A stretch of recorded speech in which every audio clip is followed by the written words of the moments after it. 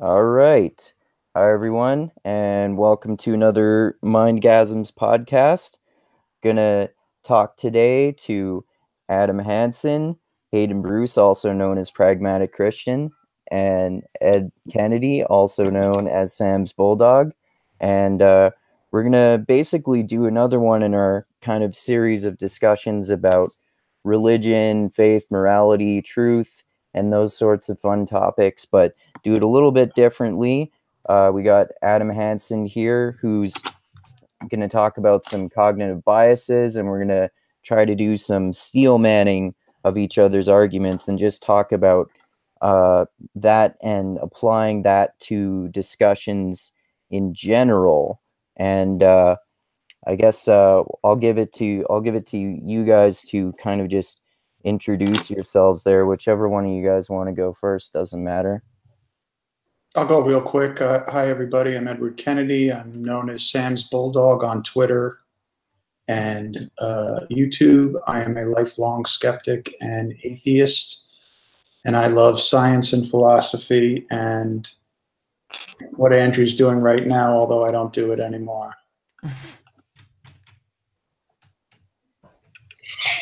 Cool. Awesome. Yeah, I guess I'll go. My name's Hayden Bruce. I am the host of the Pragmatic Christian podcast. I have a website, pragmaticchristian.com, where articles are coming. For those who I've told multiple times they will be coming, they finally are soon. But I host a podcast having discussions about faith and mostly around faith, but I also have people come on to talk about science and philosophy and the intersections of all of those things. I've told my story several times already on Andrew's show. Basically, I was raised a fundamentalist Christian. I went to school to become a missionary. That was going to be my life. And then things changed, as things do. And now I am just a lifelong human trying to figure out how to be human the best I can. And I think that these conversations are really important for figuring out how to do that. So that's why I'm here. Well said. I just dig the fact that Andrew is literally rubbing our noses into the fact that Canada has had the foresight to do the pragmatic thing. And I mean, we're going to get there, but there's just going to have to be too much fragile in the interim. Adam Hansen, I am I define my overall ontological and epistemological approach as seeker without portfolio. I was a very active Mormon for about 7 years. I did go on a mission to Ecuador, and that's why I'm fluent in Spanish still. But then it all just kind of quit working for me. I think at least due in part to what I do for a living, which is I'm an innovation consultant. I'm always asking questions. I'm very comfortable with ambiguity. Questions matter so much more to me than answers do. In a world where answers are becoming a commodity, the value of questions is only going to go up and up, and better questions are going to be more and more valuable. I say seeker without portfolio because a lot of people who've gone through the faith transition, like I have headed straight to atheism, and I just reject the construct. I find it the theism-atheism divide could not be less interesting to me. And my humble opinion, too much time is spent on that. I think in all practicality, I probably will end up lining up more with those who would call themselves atheist. But I still, I don't need the answers. I'm fine not having the answers. I focused my attentions on those things that I think I can do something about. And so, yeah, that's where I net out. So seeker without portfolio is where I am.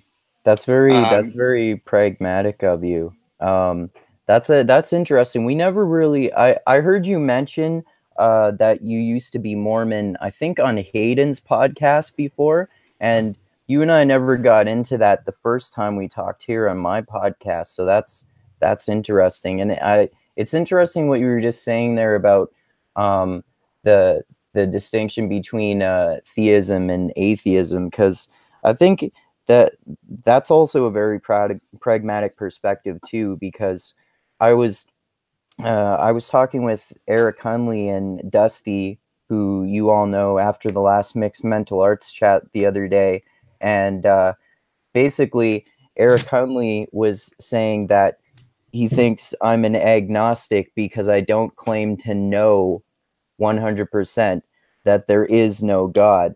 I just don't believe that there is any God, but I can't prove that. And ultimately, it doesn't really matter how we label ourselves, because we can't know for sure whether any gods exist or not anyway. I mean, that's a misunderstanding. I mean, one is a claim to knowledge, and one is a belief claim. They're two separate. Yeah, I know. Yeah, that's why I personally still call myself an atheist. Everybody's an agnostic, but not everybody is an atheist, right? I mean, no one has the knowledge. They may claim to the knowledge, but I could argue that everybody's agnostic, but everybody else. Where I will line up with atheists quite often is just on the general notion, but I think it's just good epistemological hygiene, that big claims need big support. Carl said, and I just I think one can be very religious without being a credulous doofus.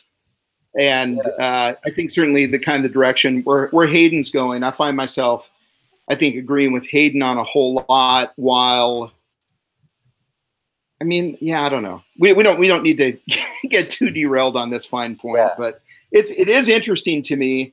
When I've been able to talk to other Mormons who have left the church and have headed straight to atheism, I've asked them when it's appropriate, and when I can just, get with them one-on-one, and I know that they'll take in what I'm saying. But I'll ask them if, in their rush to atheism, if they weren't in some ways just trading in one form of surety for its photo negative.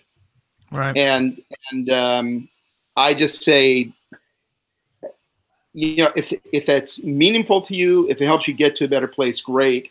At some point, I wonder if they quit finding meaning in just kind of reiterating that identification, and they just kind of get on with life. Yeah, that's interesting too, because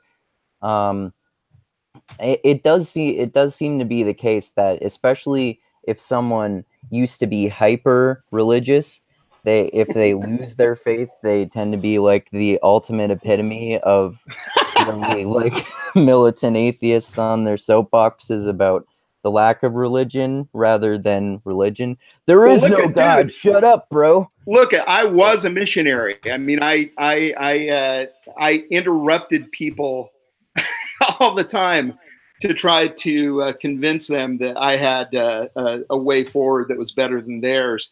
And I think I've just basically, in the area of proselytizing, I think I've given my life's fill, to the cause, and I just don't need to convince anyone anymore. Yeah, that's hard to get over. I think probably maybe even for everyone sometimes. I mean, at least for me, I know that I still, especially in online discussions and stuff like that, I still have trouble resisting the urge just getting to arguments, basically just due to my ego sometimes. But yeah, it would be. Oh, sorry. Go ahead, Ed. I mean, just the thing to remember is atheism is empty. It's not a philosophy. It's just a rejection of someone else's assertion. Yeah. Anybody going around declaring that there is no God I would say, is potentially falling into the category just mentioned, which if they've abandoned their religion, now they're going around saying there is no God. I mean, these are both unfounded assertions that should be rejected. It's the wrong thing to say, in my opinion. Simply, I'm not persuaded by unfounded claims, and the particular claim in question is the existence of a personal God or a God or gods. Yeah. So Yeah. Well said. I think it's. I mean, to me, because I'm not reacting to a backstory of religion. I mean, I come from a mixed religious background, if that makes any sense. Although nobody in my family was religious, and it's always been this way. Why? I mean, I've never really met a Mormon. You're the first one, and I know they're like the loveliest people in the world. I mean, the world would be a better place in 9 out of 10.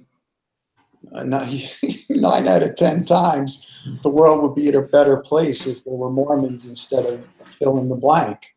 I mean, they're like the loveliest people around. Yeah. I mean, if they knocked on my door, I would definitely talk to them. But boy, it wouldn't be long before I started asking them some pretty direct questions about the. Well, that's what I'd always say is if they ever knock on your door, particularly if it's during summer, have them in, give them a glass of water, a glass of lemonade, just be nice to them, but just be firm and say, hey, look, I'm pretty cool with what I got, but we can still be civil. Well, that's the thing. I mean, I spoke to Jehovah's Witnesses once. It was last summer, and it ended up turning into like a 2-hour conversation with 3 women. And I told them right from the start, I mean, you're wasting your time with converting me, but I'd love to chat. I mean, they're so happy to engage. They don't, and they had some interesting things. Well, when I say they had some interesting ideas. I mean, not on any of the subject matter, but they wanted to ban the bomb, and that's big for them. And I think that's great. I mean, there's aspects. It's a reminder, kind of getting back to why you're here, bro. Is that everybody has something to offer. I mean, Bible thumpers don't have all that much for me, but hey, if there's people out there who want to get together and try to ban the bomb, I'm all for it. And if it takes them the Old Testament to do it, Yeah, that's basically that's basically kind of what Hayden's religion seems like to me, I would say, which is why I have no problem whatsoever with his Christianity, and I don't think it would be a right for me to have a problem with it anyway, unless he was using it as an excuse to harm someone else. But basically, that's the type of mindset that I try to adopt as well. Like, if someone is doing something that I think is a pretty great idea and they're doing it because they were inspired by religion, then in that case, religion is good for them. If they use it as an excuse to like kill someone or bomb someone like that, then it's probably a bad thing. Yeah, I think I was listening to you guys talk, and a couple things were said. A lot of really good points were said. We were just talking about, when people leave the faith, that seems to be a common story, is that, someone is extremely faithful, someone is extremely dedicated, they may even be a fundamentalist, and then, through some way or another, they come to have some doubts, and then those doubts just sort of pile on, and then they leave the faith. And I think typically, in most cases, and I don't have any numbers to support what I'm saying, but I think, anecdotally, in most cases, people either go in one or two directions. Either, they do what we suggested just now, which is they either go from complete fundamentalist Christian to complete fundamentalist atheist, and go on street corners and are, rallying for the cause of, no religion. Or on the other side, they go down this path of not believing anymore, but it's not necessarily a positive thing, even though Ed might suggest it is.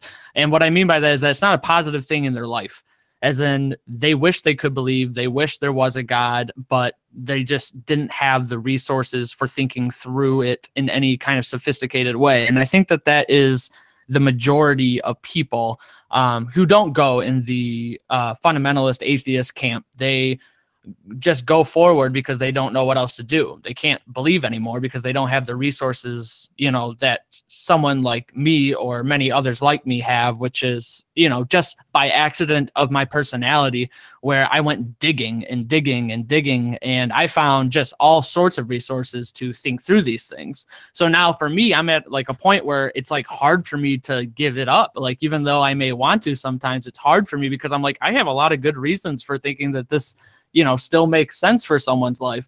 But I think that a lot of people don't have those resources. And so the question that I'm asking myself a lot lately, and maybe, you know, we can put it to you guys, is if there are resources for someone having, you know, some sort of faith, belief in God or what have you, that leads to a more democratic life, a more cooperative life, someone who's intellectually honest, someone who is selfless, gives, someone who is all for the projects and the societal projects and cultural projects that all of we are, is that better than just giving it all up, you know, for something that may seem more intellectually honest to some people? That's something that I'm working through, and I think is something, you know, that's a pragmatic argument. But I am interested in the results, and ultimately the results of our society at large, you know, the Okay. big community that we are all, you know, a part of.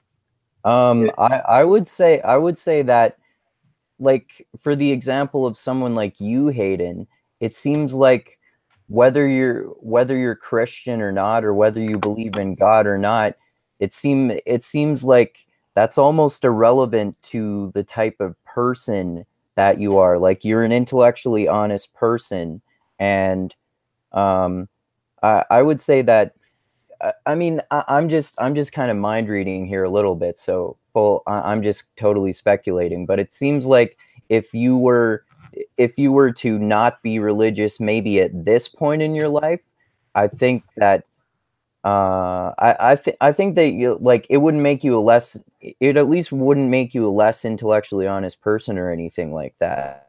But I also wanted to say, before I give both of you guys, Ed and Adam, a chance to give your answers to that question, because I'd be interested in that. In your examples that you were talking about, Hayden, were you talking about someone who lost their faith, who wishes that they had their faith but don't have it anymore? Yeah, you know, through education, through, you know, lifestyle differences, through witnessing really poor lives of actual, you know, committed Christians, you know, hypocrisy. There's a list of number of reasons why people may decide, hey, I think this is all actually bullshit. Okay. So would you say then, when you were talking about the majority of those people in your example, would you maybe I'm getting confused here, because I feel like I might. Are you saying that in those examples, the majority of those people in that example are people who have lost their faith, but they doubt losing their faith and they wish they had it? Yeah, I'm saying that I would say that the majority of people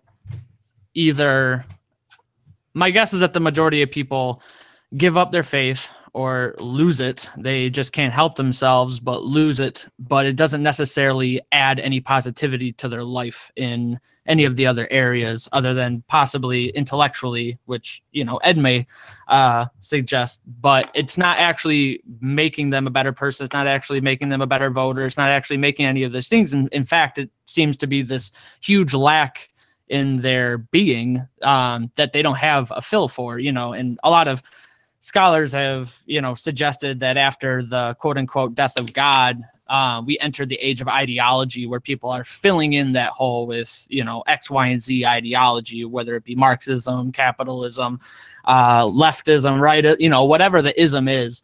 You know, what I want to get around to saying is that I think that these questions are all coming from, at base, a fundamental belief in what kind of human beings we are. I think that everyone deep down has an anthropology. And so for me, I have an anthropology that says that everything we do is done for real reasons. Whether they be good reasons or not is a matter of opinion, but real felt experienceable reasons. And when it comes to religion and lots of the questions that like we talk about here on this show, a lot of those are existential reasons. You know, for me, like I had an existential need to believe in God. And there's a lot of just base human reasons for why that is.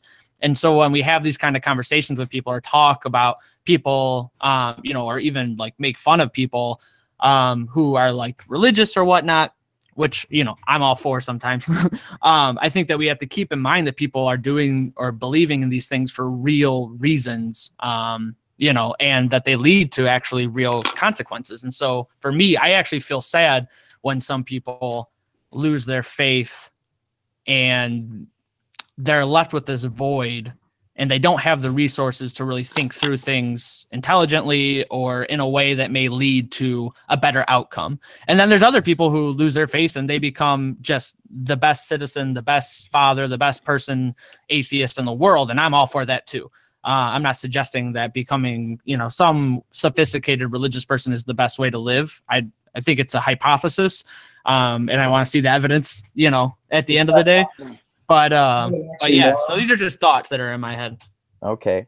I'll go in. Yes, you go ahead, Adam. Yeah, so I think what is good to do every now and again is take a step back and try to figure out what we believe we know as of this moment. And so one thing we seem to know is that as humans, we do have growth needs. Now, we have those growth needs whether we actually act on them or not. And when we don't, it can get weird. And we end up kind of sublimating and satisfying those growth needs in different, in some maladaptive ways sometimes. But we certainly have, you know, moral development needs, emotional development needs, psychological and social cultural development needs. For years, for I guess centuries, religion kind of had the stranglehold on moral development. And so I think it's helpful now to kind of see if we can disentangle religion and moral development. And if you can use religion to as the tool to help you develop morally, that's great. Just be aware that you're not capping out at a certain point, which is that point of everyone who believes as I do are good people and they're the in group. And then there are all those other people who aren't that. And that will retard your moral, I use the verb, not a noun, retard your development as a person.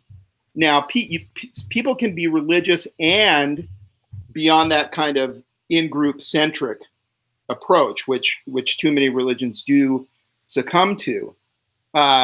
But, you know, you have really great thought, you know, Hayden or Ed or Andrew, any of you, I don't know if you've ever heard of the work of Lawrence Kohlberg, who did, you know, such great work on moral development. But he says, look, you can pretty much take any person through this and see where they net out. There's pre-conventional morals. There's conventional morals, which is true blue. God is in the heavens. Our nation is the best nation on earth. And then there's post-conventional. Some people are now pulling in something called post-post, but it's starting to get, you know, wrapped around the axle a little. But post-conventional moral development is where we want to end up at some point as adults, where we can actually look at the rules, we can actually look at the norms with which we've been acculturated, and we can actually norm the norms. We can hold the norms critically and at some distance and objectively and separate those norms from us as individuals and question whether those norms are still serving us or not. Mm-hmm. And then it doesn't have to be an outright rejection of the whole corpus of norms. We can say, no, I'm still buying into, you know, 60, 70% of it. There's 40 to 30% that doesn't seem to work for me anymore and isn't adaptive now for me. And so getting exposure to other ways of thinking, other ways of growing beyond just what you were acculturated with seems to be a pretty smart move. And, you know, that's, again, Kohlberg and moral development. You know, you got the great work of Erik Erikson, who was a great developmental theorist with respect to adult growth needs, going beyond Piaget's just, you know, Piaget. We all can see how kids go through that. But then for years, there was this idea that you stop developing psychologically when you become an adult, and then it's just kind of work and death after that. So I think just being aware of this, and I think it is important to find healthy, adaptive ways to continue to develop along all these different lines of development, and just even be aware that they're there, and checking yourself every now and again to see how you're doing. Are you dammed up at a certain point? What might you do to be able to move on? Yeah, I think that's one thing that's great about all of us here is that we have a lot of intellectual curiosity, and that's why I try to be an idea slut as much as possible. Why I like learning. I like learning about different religions, even though I don't believe in any of them. And I really like Hayden's approach to religion too, because he's the same way that Ed is too. And the same way that you, of course, are as well, Adam, is that, like, whether you believe something or not, you try to not judge someone because of that and be open-minded to talking with them about it. Like how you were talking about how you talk to those people who came to your door, Ed. Yeah. But what's your input on what Hayden said there, Ed?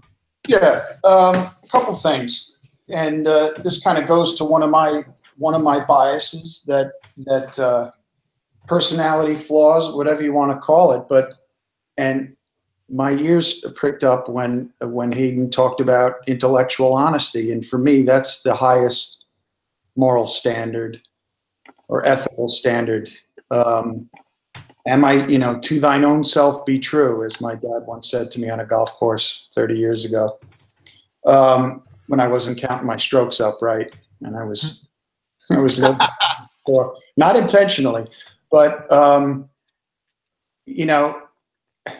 I have a real problem philosophically with kind of believing that people that of faith, I'm using faith in the context of a religious faith, for example, belief in things without evidence, that they're aware that they're not being intellectually honest. And now, almost very rarely when I speak to believers do they offer up like Hayden does, and again, he's kind of a different case because I'm steel manning him here, but his philosophy is not a faith-based philosophy. He doesn't ground it all in unfounded claims. So that's why he and I get along so well philosophically. But when I hear faith, to me is, the fact that anybody considers faith a positive character trait is just amazing to me. I don't believe. Faith is not a pathway to truth and the facts. And if you're interested in the truth, if you're interested in believing things that are true, you have no need of faith. In fact, you should scrub your data set if you find yourself relying on quote unquote faith. Again, this is my personal philosophy. I'll ask for a stipulation on working definition. And that is, I believe I know what you say when you say faith, and it's tethered to religion. What is that human feature where someone takes on a task, takes on something, not sure that they're going to necessarily be successful? But what would you call that then? They have what is it confidence in themselves or just? No, it's the same word. It's the same word. It's just used differently. I have faith in myself that I'm going to get the job done. I'm going to. So why is that good?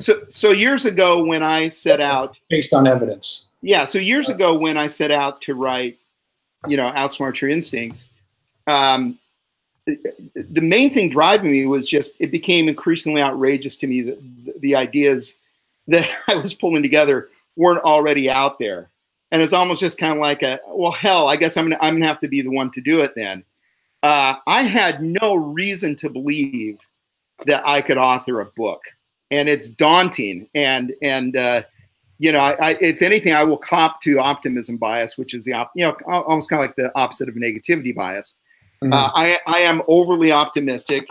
I do what in behavioral science is called hyperbolic discounting about future actions. I tend to think that effort in the future is much less painful than effort right now. And so I will do dumb things, act accordingly, which we all do. I mean, these are features of all of us as humans. But I don't know what to call that motive, that drive to get that book done other than faith. Yeah. And so I guess I would like to rescue, I guess I'd like to separate religious faith and unfounded faith. Right. Because I think faith is really important. Faith in oneself, faith in your abilities, faith in your wife, faith in your path in life. You know, right decisions and that you're a good person. That is not obviously what I'm talking about. Cool.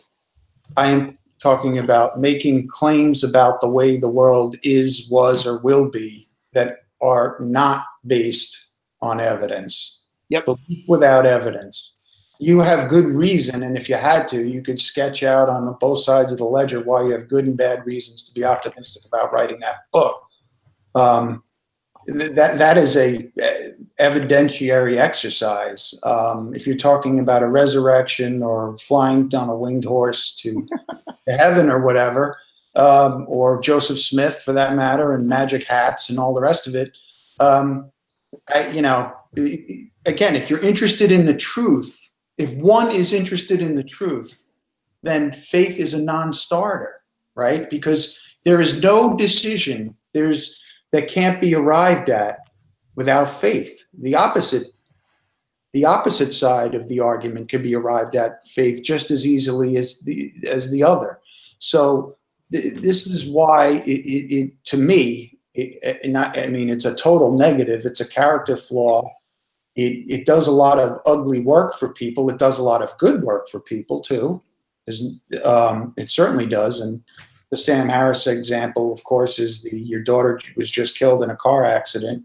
And if you really believe that you're going to see her up in heaven in a few short years, that's going to be consoling in a way that the facts on the ground aren't going to be. And a strict, materialistic, deterministic view of the universe is not going to grant you that. So I understand all that. But anyway, the other thing I wanted to say was, you said intellectual honesty, and then you said sophisticated believers or something like that. And I'm amazed because I'm communicating on Twitter with this woman who's an author, and she's written and spoken about Peterson and Harris, and she's a believer big time. And she's getting a PhD in math, and she's a writer, and she gets Sam Harris's views absolutely perfect every time she speaks about him, and Peterson's for that matter. And she's probably 3 times smarter than I am, and yet she believes a host of fucking crazy shit. I just. Well, and so Ed, what's so I mean, I don't know if you've heard this quote. So I don't know if you're into Joseph Campbell at all. But he has a great quote that I think nails this so perfectly. And I'd love to hear Hayden and Andrew weigh in, and you as well, Ed. But Campbell said, half the people in the world think that the metaphors of their religious traditions are facts, and the other half contends that they are not facts at all. As a result, we have people who consider themselves believers because they accept metaphors as facts, and we have others who classify themselves as atheists because they think religious metaphors are lies. But the point is, there are too few people somewhere in the middle who don't take them as facts or as lies, but actually as metaphors, which what their intent is. And right. and to try to reify. That's a theologically bankrupt position. What's that? That's a theologically bankrupt position. It's not a No, not at all. No. I think some of the most vibrant religious activity right now are by people who take this approach and go, of course these aren't facts, but what do they teach us? And metaphors and myth, mythos, are truths that were never true but always are. They're never true in the factual sense. They're never true in the historical. Can I address that? But the bigger meaning behind it can be tremendously valuable. Right. That's the Jordan Peterson perspective. I mean, if the whole world acted like that, then all holy books would be in the self-help section of the bookstore. Well, this is where spiritual development goes. And so if you look at people like James Fowler, Stages of Faith, his final 2 stages of faith are not literal belief. They're very much this playing hide the ball with the articles of faith, to quote Harris. I mean, he's to me, that's intellectually dishonest. Okay, because it's either true or it isn't true that all this stuff happened. Well, but it's either true scientifically, historically, or not. I agree. I agree. But then to say that it's not true historically or in a physical way, metaphorically, it's got a lot to offer. Yeah. I think that's where I think the world would be better if we could get people there. No shit. And to get them untethered from the need to make it factual. Well, that's never going. I don't see that ever happen. Okay. No, that's where spiritual development ends up. Well, all the great sages. But you could say that, yes, for you perhaps, and for others, but for the priests and the Catholic priests, that's not where it ends up. Yeah, so you'd be surprised. Yeah. So read the short story San Manuel Bueno, Martyr by Miguel de Unamuno, which is one of the most stirring, just riveting, beautiful accounts of priestly devotion and everything. And then I'll give the spoiler. It turns out, I mean, he was like the most just beloved priest of a whole area in Spain. And then it turns out he's actually an atheist. I mean, what you're advocating for is a throwing out, defenestration of the dogma. I mean, that cures the problem for my concerns about religion. I mean, 99% of my concerns are about the dogma. People are against legalized abortion, because what the church teaches them and so on. And so it has moral ramifications. Absolutely. And so I want to affirm what you're saying, Ed, and say the approach is not just to deny it, but to direct it in the direction it always should have gone, which is when you look at anyone who believes literally in a resurrection, they've got data that I don't. Ever, or they just, they're fine making assertions that can't be supported. But can I find value in the metaphor of resurrection? Can I find value in often enough myself going, you know what? Time for a reboot. I'm going to resurrect myself. All right, sure. Right? I would argue there's better fiction out there. I mean, or even nonfiction. I would get much more out of reading a good biography, than I ever would out of a holy book. Sure, and I get that as well. But also, since I grew up in the church, and even though I don't literally believe in it now, I still find it's still powerful to me. And some of that's obviously a lot of that obviously is my acculturation. And I'll cop to that. My favorite mythology is in the Matrix movies. At least that has a chance of being true. So we got to get you turned on, Andrew, to Ken Wilber, because the Wachowski brothers back then said that they modeled Neo after Ken Wilber. Oh, cool. I know that they have lots of they have postmodern references or postmodern inspirations, and they have inspirations from Christianity and Buddhism and different political philosophies. I love to nerd out and watch the Blu-ray commentaries with 2 different philosophers on the Matrix. Oh yeah, well, did you get the Ultimate Matrix collection? We'll get back to you, Ed, just a sec. Sorry. So the Ultimate Matrix box set actually has the director's track isn't the Wachowskis, it's Ken Wilber and Cornel West.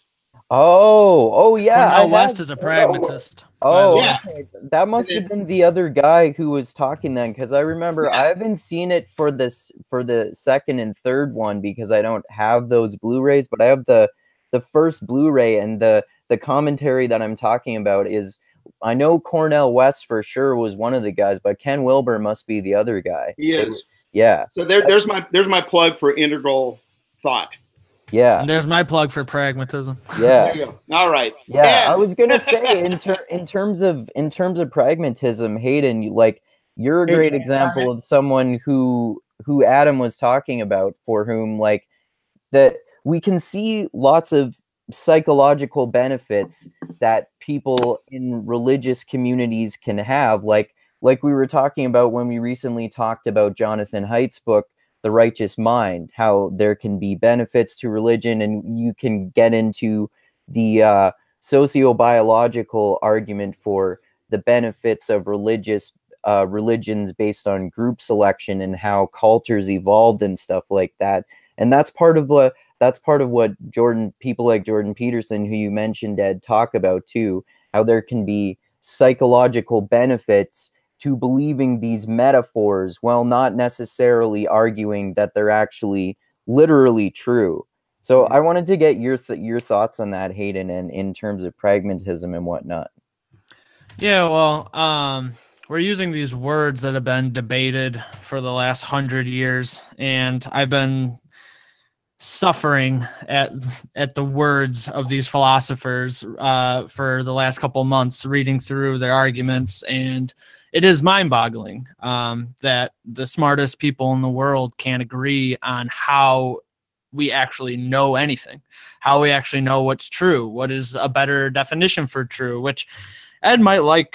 John Dewey, one of the big pragmatists, he got fed up with the whole word true and rather opted for warranted assertability. So if something's warranted, like a warranted assertion is something that is better, higher up on the level than something that's unwarranted, an unwarranted assertion. And so when you talk about faith being, a belief without evidence, it might be, better or more precise to talk about like warranted assertions and non-warranted assertions. I would say that Ed probably thinks that belief in the resurrection is an extremely unwarranted assertion.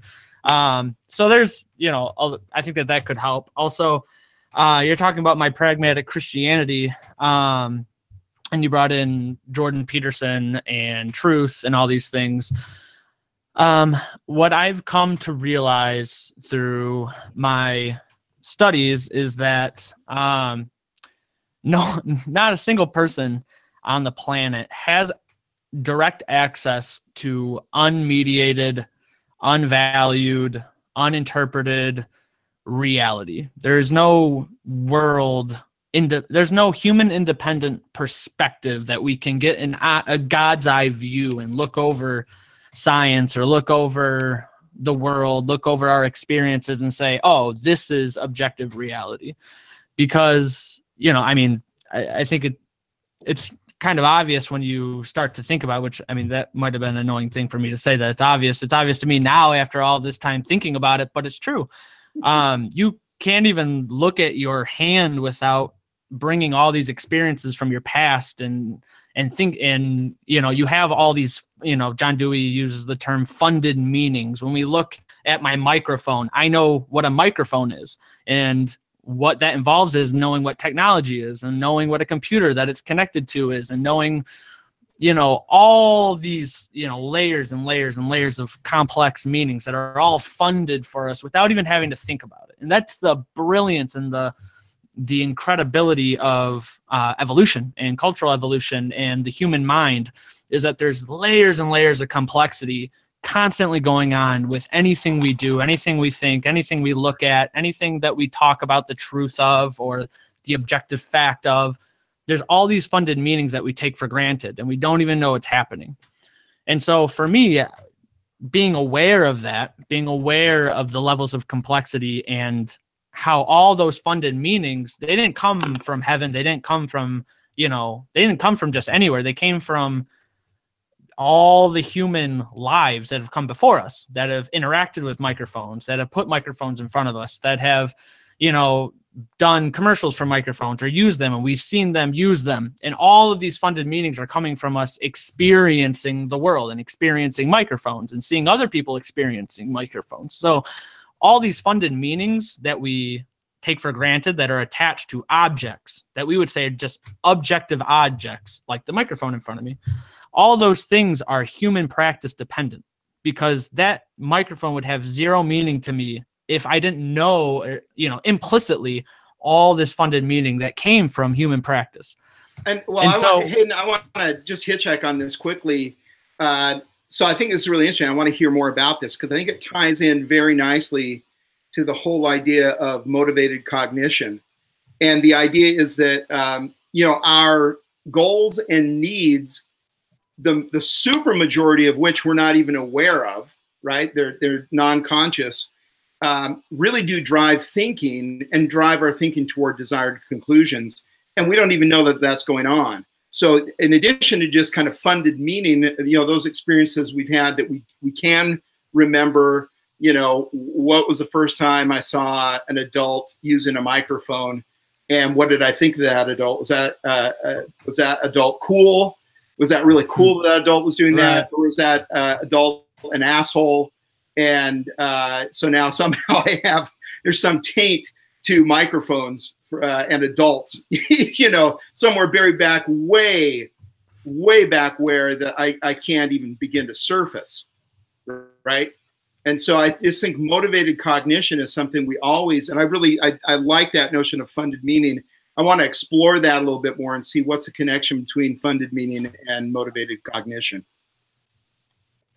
Yeah, we can definitely do that. Kind of the big point I was leading up to is that what we think of as objective reality, which, I think all of us would say objective reality is what is right in front of me that I see with my senses, feel, touch, smell, what's right in front of me. I can't deny it. That's objective reality. But my entire objective field of vision, of perception is chock full of all these funded meanings. And so what we think of as as objective reality is really pragmatic objective reality. It's not actually 100% objective. And so if we can just admit that, then we can talk about that. We can use the word objective. We can use the word independent, or, we can use these words like objective without, while we're all kind of winking and nodding, saying, of course, there's no such thing as absolute objective reality that we have access to. It's not possible. So we can use the word pragmatically, meaning we're all going to wink and nod and say, yes, it's impossible. So now let's use it because it's a useful word. We all know what we mean when we use the word objective. And so that's kind of... Maybe this is one of my maybe this has become one of my really militant biases, maybe in large part reaction to the way I used to be, because I used to extremely believe in objective reality, but now I no longer do. So I think part of my bias is that I think we should just throw out the word objective because we're not being objective anyway. But that's a rabbit hole anyway. Well, you would be throwing away a perfectly useful word that we all know what we mean when we use it. And well, so I think objectivity can be an ideal that is honored in approach to it without never fully reaching it. I think again, for me, truth is like enlightenment. More has to be tied to what's useful, and not in a Machiavellian way, not in a hyper situational way. Or an Ayn Randian objectionist way. Oh yeah, I'm gonna win that word back from them. As much value as I found in that thought when I was a much younger man. Or objective. I since have become a father and a grandfather, and I actually like people. So, but I think again, what's helpful, what's useful. And with that, often enough, if it's dealing with other people, I'm happy to include thoughts of what's compassionate, and not idiot compassion, just being nice, but actually being compassionate, and sometimes being, tough in order to be truly compassionate. And so I think that's where we need to go. The amount of time that our species has spent on arguing the finer points. I mean, it's not dissimilar from, who was it, Hayden? Was it Aquinas, or we talked, the number of angels dancing on the head of a pin? Oh, yeah, I think so. I mean, or it's just like one of them. I mean, it's just like who gives a shit? Let's get to what matters. Let's get to what makes life better. I do like what Sam Harris brings up in The Moral Landscape about how what's true can't be separated from basic ideas of human flourishing at some point. If something is true, but it makes life miserable for people, or just points them in a stupid direction that will end up in more misery or suffering, then we have to rethink that, obviously. But yeah, I think that's, and it's like, how much time do we want to spend? Would we rather be right or would we rather be effective, right? And I think I said that with to both of you on our previous podcasts. Yeah. And so if I could just tag one more thing to that, and I'll give up the microphone. So you're talking about truth being useful. It's a basic, the pragmatist theory of truth. And so a lot of people, they hear that and they think, okay, so whatever feels good to you in the moment is what's true for you. And that's a vast mischaracterization of the pragmatic theory of truth.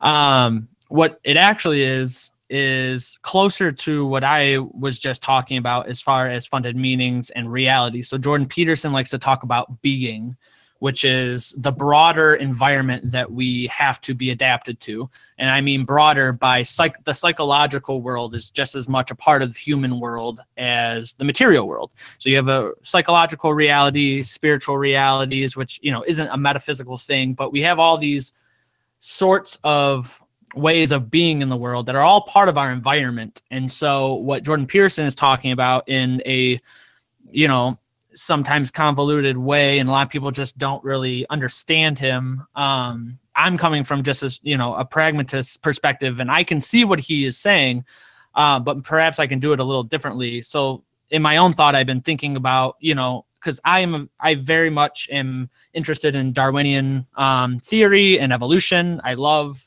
learning everything I can about it. I'm all for it. I believe in evolution. I'm not a creationist.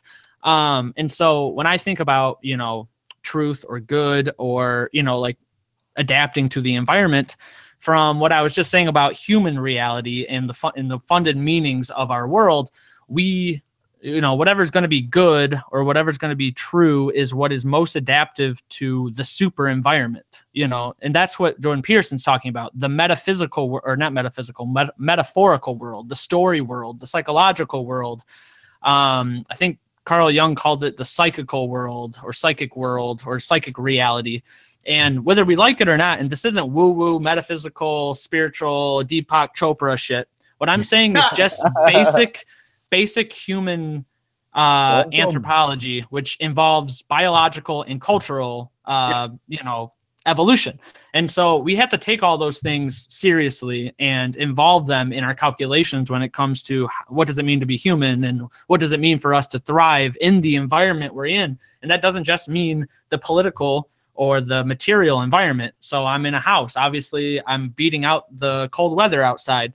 That's just one kind of environment within the human schema of environments. There's also the psychological, the moral, all these different things that are just part of who we are as human beings. And so if we can acknowledge those different realms of the human world, then I will be much happier in this conversation with people, because then we can just put aside the whole, we can start to at least talk, I think, a little more usefully about what is true, what is faith without evidence, what is a warranted assertion, what is, a good belief versus a bad belief, and all those things. I just think, that's my soapbox. So, given what you just said there, then would you say that Christianity is very adaptive for you in your local environment?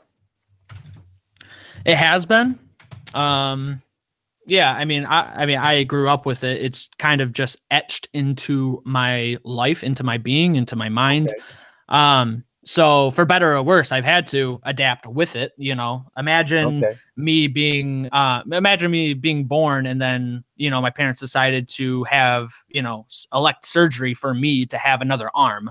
The question of, is it more adaptive? I kind of had to do it. I didn't have a choice. I couldn't, unless I wanted to chop the arm off later.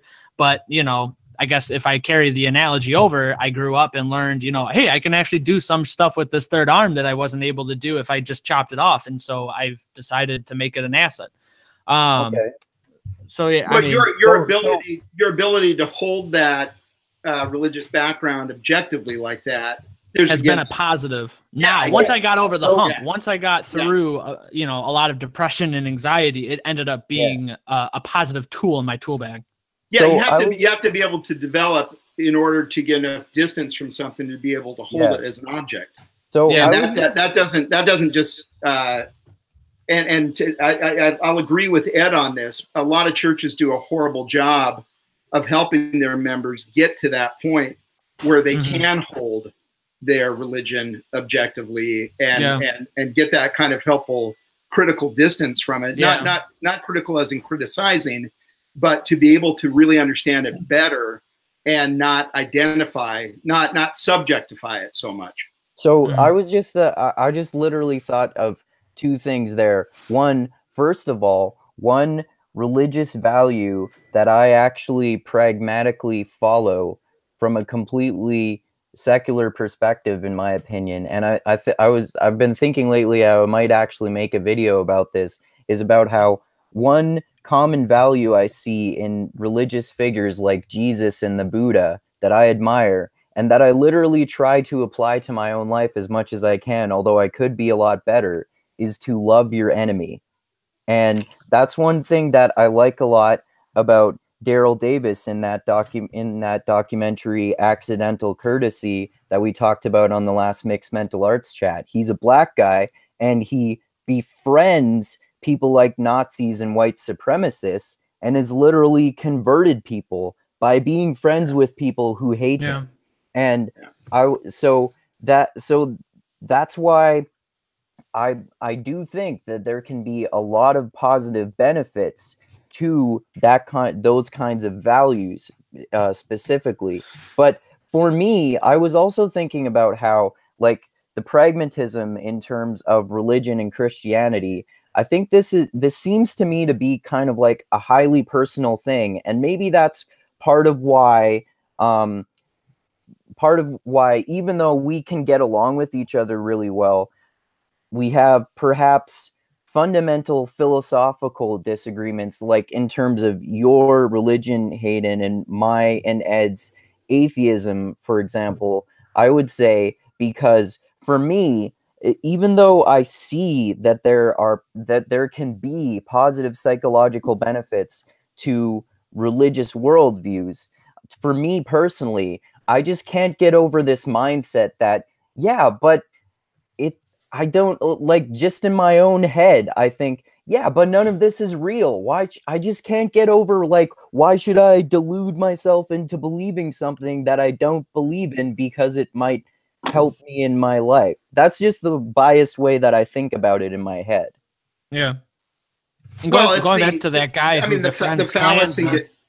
Oh, go ahead. Sorry, I was just gonna address the two one at a time, but I'll say this and then you can go, Adam. Going back to the black guy that befriends Klansmen and then wins them over, that goes back to what Adam was saying about his book and having a sort of faith in an ideal without having any evidence whether it would work or not. And that is, that's kind of how I think of faith. That's one way I think of faith, which is an orientation towards an ideal, a behavior orienting attitude towards an ideal. You're going towards an ideal. And that guy had an ideal saying that I'm going to try to befriend these people and see what happens. And, it worked. Wow, that's incredible. But it never would have worked if he didn't have the faith, or at least the wishful thinking that it could possibly work. Or maybe it was I haven't watched the documentary or read the book. I don't know if there is either one of those things, but maybe he just had no idea and was just befriending these people. And then it was a unintended consequence that they stopped being Klansmen or racist or whatever it is. But it started off as unintentional, but became intentional eventually. Because he saw that it worked. He saw it work. Yeah. He became a pragmatist. Yeah. Yeah. So one thing I want to just point to, and I'm trying to look for ways to connect the different worldviews expressed here in the group, is I'm wondering if for Ed and Andrew, what if we could dramatically tip the scales on Christian belief? And let's just keep it localized to Christianity. and make it so that the super majority of Christian believers were more like Hayden, a non-literal, metaphorical. So then, Andrew, still some of your reaction there is, it's hard for me to subscribe to some of this because there are other facets of it that are just absolute bullshit. And I can't, what was, I can't remember who said this now, but the quote was, the mind can't assent to what the heart can't believe. Yeah. Or something like that. But so, I mean, there's something there that, there's something that we do with people. The term is essentialism, or the fallacy of composition. Or we've talked about in mixed mental arts a lot, my riff on Dunbar, which is doing Dunbar stupidly, and thus Dunbarring, and finding, some of the worst representations of the group and saying then that must be true of the entire group. I think you can do that with thoughts as well. And when you find the very stupidest facet of a body of thought, if that's your only introduction, if that's your only exposure to that body of thought overall, the very worst parts of it, then it's natural for you to say, well, I'm just going to write that whole thing off. But we know that it's not adaptive. It's not as in Buddhism they talk about skillful means. It's not skillful to essentialize people. I think there's something to be learned there about just being a little more curious and not rushing too quickly to assume that the very worst aspects of any body of thought are just would have to taint the entire body of thought, and there could be no value extracted from other parts of it. Well, that's part of why I almost, in a way, kind of consider myself to be a secular Buddhist in a way, because I don't know a lot about Buddhism, but based on what little I know, based on like kind of Western interpretations of Buddhism, I like all of the ideas that I've heard about when I've read books like Why Buddhism is True and stuff like that. You got to listen to my buddy Noah Rasheta has a podcast called The Secular Buddhist, which is awesome. Cool. Yeah, check it out. Plug for Noah, check it out, baby. The Secular Buddhist. Awesome. I am interested in the topic of conversation of what we will allow ourselves to believe in or to agree with or to think is true or whatever, because sometimes the terms are a little fuzzy. So, for example, does everyone in this group believe in democracy? Hell yeah. Yes. Andrew? I got cut off for a second there, Oh. sorry. Do you believe in democracy?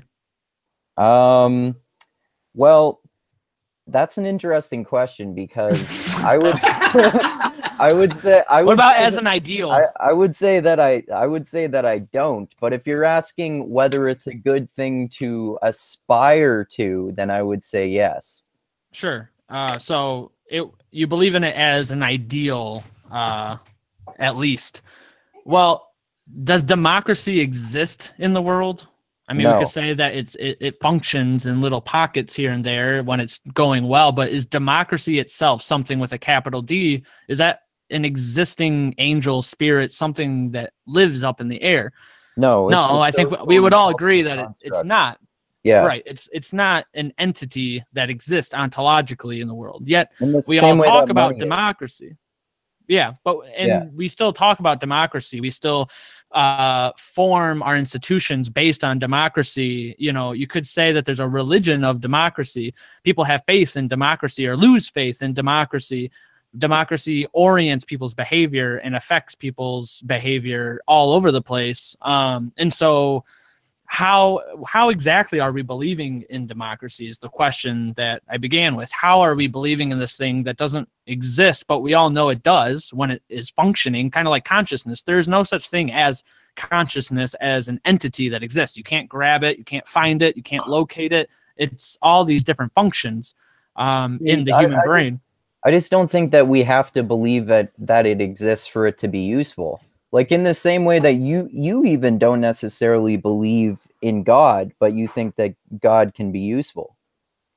I believe in God at least as a metaphor, and at most the way that we believe that consciousness or subjectivity exist. But if you ask any experts, subjectivity isn't a thing. It's not a positive existing thing. It doesn't exist. You won't find it.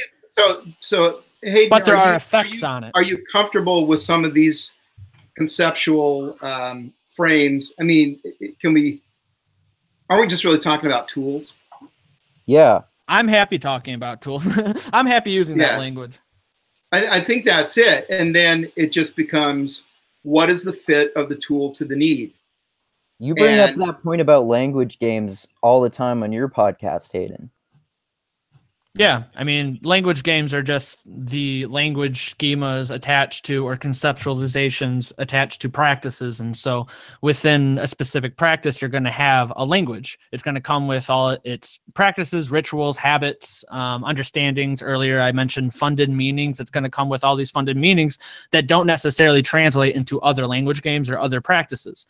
So for me to talk about God being real as a Christian is going to be a lot different than we talk about democracy being real, or maybe that was a bad example, or so God is or real, Superman being real. Democracy? Like we're going to talk about these things differently in different language games. I'm trying to think of another example, but Superman I'm farting on it. Real in the same way as democracy and God. You may use the term. There are people who really like Superman, man. It's really good for them. Well, and life just wouldn't be the same without Superman, and exactly. My life wouldn't be the same without Zen and the Art of Motorcycle Maintenance.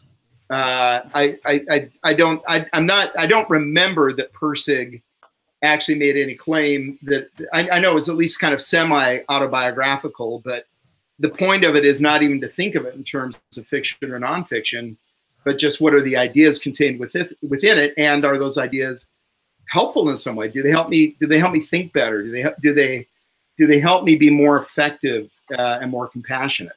I think that is a much more useful way to think about these topics. But Ed, we haven't gotten your input in a while here. What do you think about all this? Oh, boy. First of all, I'm encouraged to hear Hayden once again say that he's an atheist, which is I absolutely love it. Anybody who has to go on for 3 sentences about God being consciousness and all that, he doesn't suffer the illness that half of America does. So that's wonderful to hear. I'm kind of poking fun at you, buddy, but he believes in evolution and global climate change. Yeah, exactly. I think there's a lot of kumbaya here about all this stuff, and the one concern I have is what's important to me is I view the world and as this what we know and what we don't know. There's a very bright red line between that for me. Now, you could say that's being naive because we don't have perfect objectivity. I never entertained the idea of perfect objectivity, so that's never the standard anyway. But let's believe what works. Let's believe what feels good. Let's go with that, and then let's reject all this other stuff because it doesn't work or it doesn't feel good. I'm not crazy about all of that. I am interested in what's factually true, what's falsifiable, what objective material reality. So I'm not, and again, I didn't really hear much of blurring of the lines all that much there, but a fair bit of it. And it's, love your enemies. No, no, you don't. If you love your enemies, they're not your enemies. Your enemies are not to be loved. What if it works for converting Nazis and making them stop being Nazis? Love was not going to be what defeated the Nazis. Friendship. No, in the Daryl Davis example. In that documentary. Of him one-on-one befriending people who could not disagree with him more. I would argue, right. I mean, it sounds masochistic to me. I mean, he's allowed to make his own decisions, obviously. But I would say, I don't know, that he loves them. Or I would characterize it as perhaps have no enemies. Or right, he has no enemy. He befriending your enemies. He loves that. He loves all but that part of them that is filled with hate. Right. Okay. I mean those kind of things I understand. Okay, but the blanket assertion that love your enemies, that is not an idea that. And again, I'm all about compassion, and I certainly don't do enough. I don't think my country does enough on a million different issues. The West doesn't do enough, etc., on the compassion front. But no, not love your enemies. But Ed, if you were to, like, for example, become friends with someone who is like a really radical Muslim, and they're so radical that they're in danger of literally going to like Afghanistan or Syria or somewhere like that and joining a terrorist group, if you chose to befriend them at that time, or you had a little bit earlier, then maybe because they're your friend, they would be open to listening to your ideas about religion. But they wouldn't because you're their friend, it might prevent them from going to become a terrorist. At that point, they wouldn't be my enemy, right? They wouldn't be our enemy. I mean, all I have to do is think about the 19 hijackers or the Nazis, or, fill in the blank. And that if I characterize those enemies in that way, then I certainly don't love them. I want them, to quote Hitchens, when someone brought this up to Hitchens, you can find it on YouTube. I want them destroyed. It's unfortunate, but better them than me. So, but I think I now understand the point you were trying to make. You're right. I mean, yes, I agree insofar as if we can stop this stuff and not make enemies and proceed in a globally or politically, economically, in a way that will not create enemies and so on, that's obviously a much better thing. Of course, I'm all for that. And but I think that's already an enemy. If it's 1943 and we're talking about Nazis and the Empire of Japan, sorry, I mean, not a chance. Don't you think that part of that problem was them not having the mindset more of what Daryl Davis has, which is that every one of these people, they are people, and it's mere chance that I am not them. I was not born as them, and they were not born as me. It's true, but I want my, at a minimum, I want my family to survive. I want my country to survive, my allies to survive. And last on the list would be my enemies. Oh, well, I totally agree. I'm not. Maybe I can tag on this this conversation with a middle path between both of you. What Ed is saying is evidence for why ideals, you can call them metaphorical truths, or we can just use ideals, are even more useful than strict literal understanding of things. Take love your enemies for an example. As an ideal, we can hope the best in everyone, but at the same time have the discernment to back off when your intuitions tell you, hey, this guy's actually dangerous and might be luring me to his car to kill me. Right. So it's not a blind optimism or naivety. Right. So it works better as an ideal than a literal truth. Literally love your enemies, every single one of them. Okay, come here, Nazi. I'm not going to go around blowing Nazis. So it works. It actually works better. As a pragmatist, you could say it's actually truer as an ideal than it is literally. So, which is a benefit to ideals. Is the idea to be as wise as serpents, but harmless as doves? Yeah, I can say that. I'm not sure where that came from, but it seemed like kind of a cool idea. But I do have one extra thing to add to that. William James, in his Varieties of Religious Experience, makes a really interesting point, which is that he's he's doing this study in all these different religious people. And there's a chapter where he talks about, what's, the benefit of being a saint versus not. He was kind of comparing Nietzsche's Superman to a saint, someone who's completely selfless, who, is embodying all the Christian ideals and all this stuff. And he addresses, what we're talking about right now about the love your enemies thing. And he's like, Nietzsche's Superman's going to win out. He's better adapted. He's not going to be tricked by manipulators. He's going to be discerning. He's going to, pretty much win out. But in the long run, he's like, let's back out our time frame. He's like, in the long run, having people like the saints exist in the real world is beneficial for everyone at large, because we have examples or exemplars of what it looks like to be a decent human being. And it might actually be useful for people in the long run that those kind of people actually exist.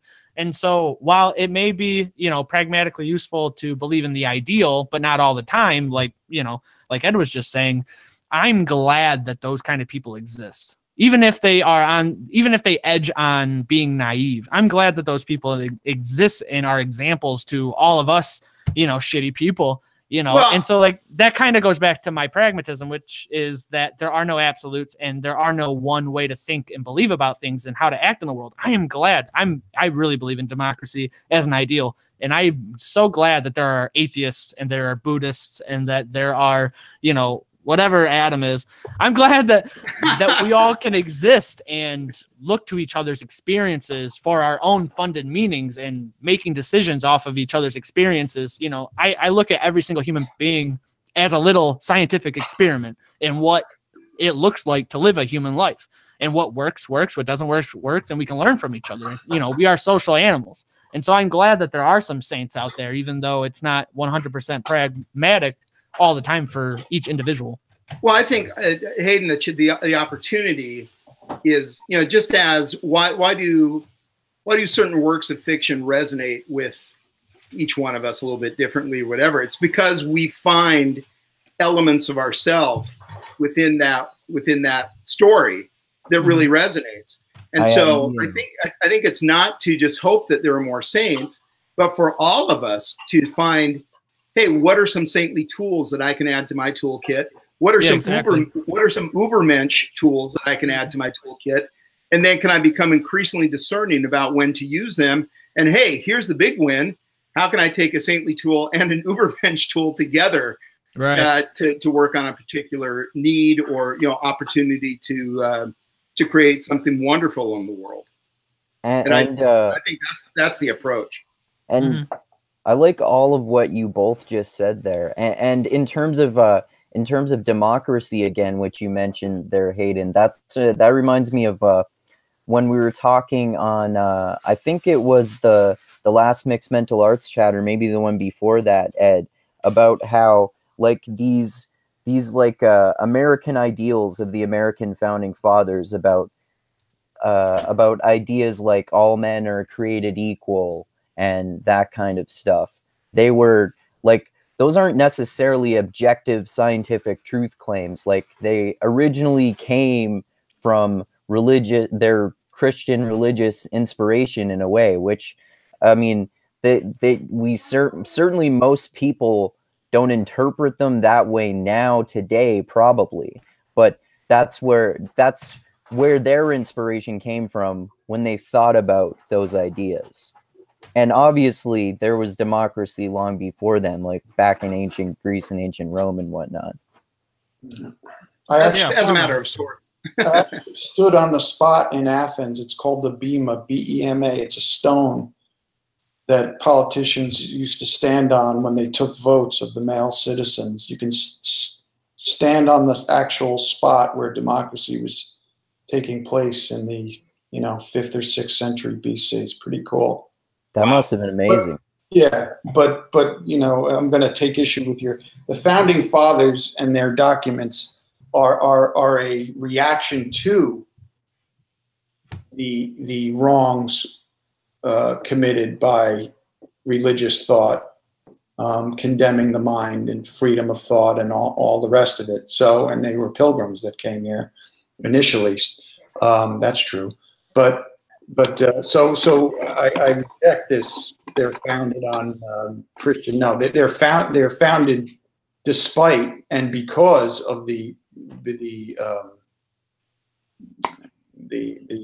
all the shit that went wrong, basing government and so on the divine right of kings or Christianity and the rest of it. So to me, it's just the opposite. Although it is idealized language, yes. You mean like the freedom of religious expression that the founding fathers also talked about, for example?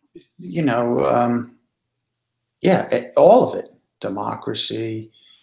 What did Thomas Jefferson write in that famous letter to those Protestants up in Connecticut? There will forever be a wall of separation between church and state. I mean, you know, so this was a reaction to what had taken place in the past and a corrective, which the world has followed. And I'm a huge admirer of democracy, but despite its fault, I mean, the way my dad taught me about it would be, it's the worst one except for all the others. You know, it's the least worst one for government. And until we figure out a way to improve it, presumably that can happen. This is what we have. So maybe it's that like the American founding fathers, for example, had more of a metaphorical understanding of religion because they had learned from history about the consequences that we can see when religion and state are linked and why there should be that separation of church and state, in the same way that today, like Hayden, for example, is a good example of the benefits of a more metaphorical understanding of religious principles. I want to address that because, I mean, this whole metaphorical, I mean, as the Jordan Peterson and Harris discussions before that took place over the spring and summer, as Harris made clear, you can do that with anything. And you mentioned Superman. He used Spider-Man. You know, you're a neurotic person and you're walking into Starbucks, and if you said to yourself, well, what would Spider-Man do? You know, like, how would Spider-Man carry himself if he was walking into Starbucks? And there's utility in the Spider-Man story. So, and you could use it to positive means. So to me, these religious stories are on par. In effect, the point that I'm making here, they're no different than than Spider-Man, and no more or less utility. But the world, but the world doesn't think about it that way. We got to get them there. And so right. I think so do we have books? What's that? We can't edit the books. No, but we can engage people. We can Daryl Davis those people who are still stuck, and we can. So I think that this is we kind of talked about what we wanted to go with this episode. And I'd like to see if we can start talking about how do we disagree more productively, and how do you actually persuade people. You don't just pummel them with facts. We understand that. Well, and the issue now with I as much as I appreciate what Sam Harris has done and what he did for me at a key point when I read The End of Faith when it first came out, I would, if I had the opportunity to talk to him, I'd really just want to pick his brain. I would be curious. I wouldn't try to combat him because this is what I'm arguing. I think Sam has a defective. There's a defect. He has no, that's harsh language. He has an incomplete understanding of these actual pesky humans, and I think he's far behind on behavioral science, and I think again it's not identifying so much with any one school of thought, but many rationalists, including Sam Harris, base their case for just pure rationalism, absent much attention to what it really takes to persuade these damn pesky humans, but they do it for intuitionist reasons while denying and decrying intuitionism. And I think the science is actually more behind what we learn from behavioral science is we are emotional critters, first and foremost. We make decisions. We're really smart, so we can confabulate really fucking well as to what was the smart reason why we chose what we did. Right. And we're not aware of what the actual motive was, and it was deeply seated, and it was mostly emotional. So we come up with rational reconstructions of these emotional things that we do.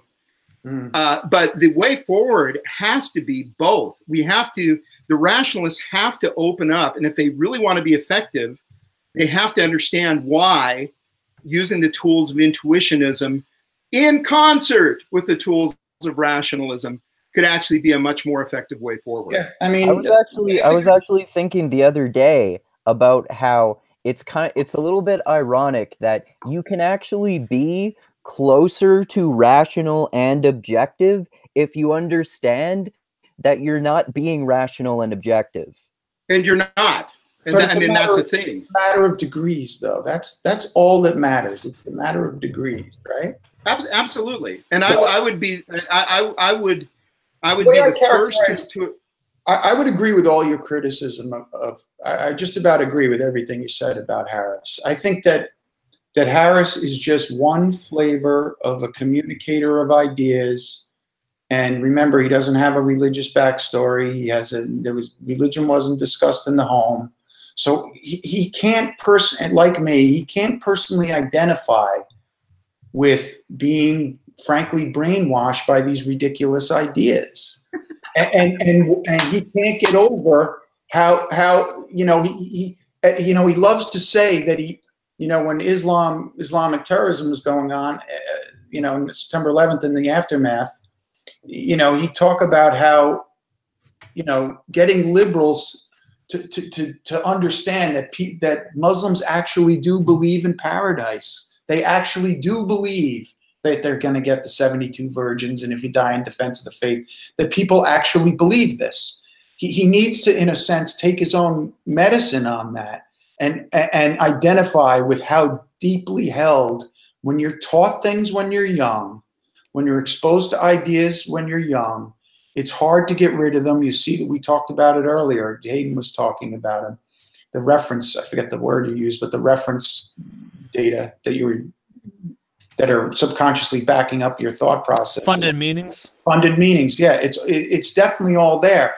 And with Harris and Dawkins too, they say things like, religion can be eradicated in one generation. You just don't teach the next generation any of this. And it's fucking gone. And human race would be 1,000,000 times better. And there'd be, it wouldn't. Oh my God. It's you know what it is? And it's 1,000,000 times better. It's so sweetly naive and in being that reductive, it's fundamentalist because it says if we did this one thing, we could just do this one thing. We couldn't do that with science. Single factor analysis. You wouldn't want to do that with science or art or education or poetry or writing. I'm talking about teaching the next generation a bunch of lies. No, but even there. So again, let's go back to Sam's conundrum. No, hold on. Let me make clear. Sam has this crazy existential thing, whatever happened, where he gets outraged. I understand the outrage. I live in the New York Metro. He's outraged by 9/11.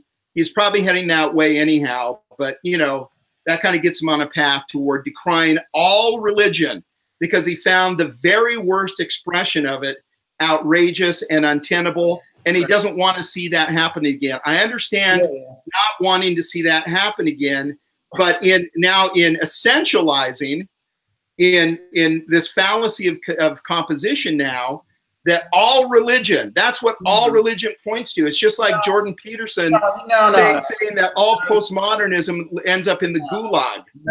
Even though Jordan Peterson doesn't understand postmodernism in the same way that Sam Harris doesn't understand how human beings actually behave. No, first of all, he doesn't decry all religion, only religions with dogma.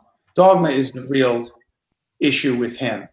And well, that's great. And so he ought to be decrying just as much political dogma, he does, which has resulted in some real horror. Right.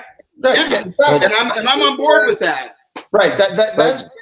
But Ed, the reason that the reason I defend Sam Harris often is the same reason that I often defend religion, because I don't like to throw out the baby with the bathwater. I like a lot of what Sam Harris says. And Can I make a comment? Some people benefit from religion, so I don't have to believe everything Sam Harris says to think that he's someone worth listening to. In the same way that I don't have to believe every Christian principle to think that some people benefit from Christianity. Sorry, you wanted to say something. No one out there is making an argument that there aren't some benefits to any irrational belief.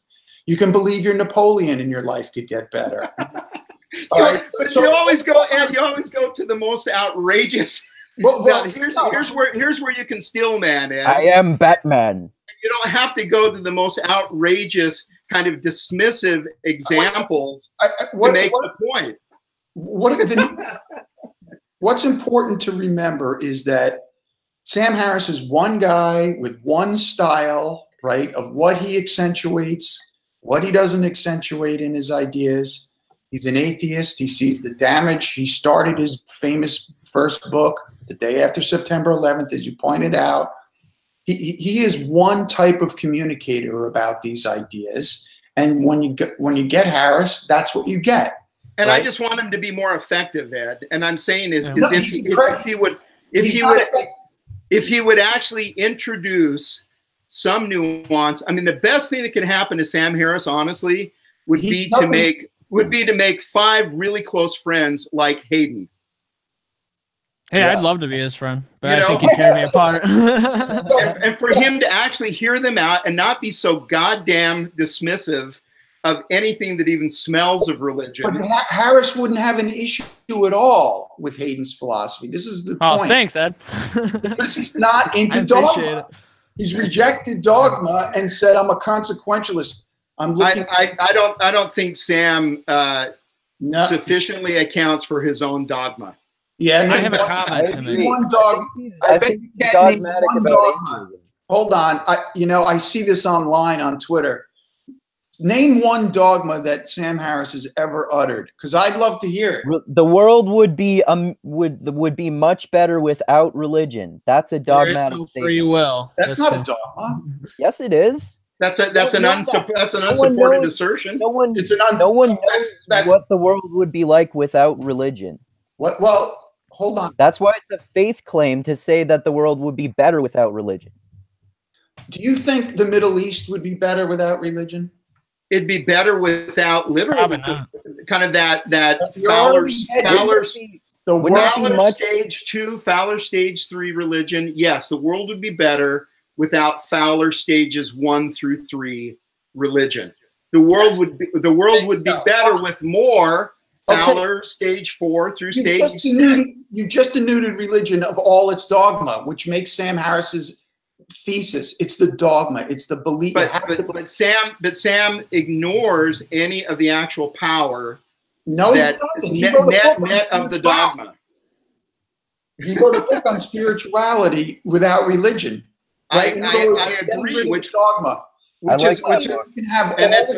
It's a great book, and it makes it all the more confounding to me why he can't take that next just micro step and actually. The next step?